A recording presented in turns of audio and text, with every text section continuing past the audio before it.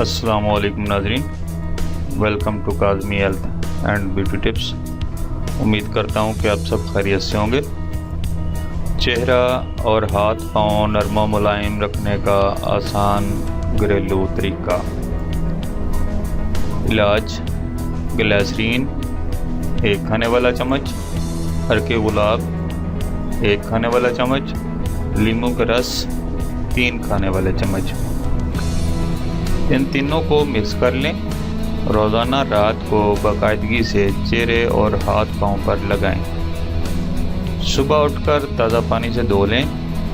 1 हफ्ता मुसलसल इस्तेमाल से तमाम दिन आपका चेहरा और हाथ पाँव नरम मुलायम रहेंगे।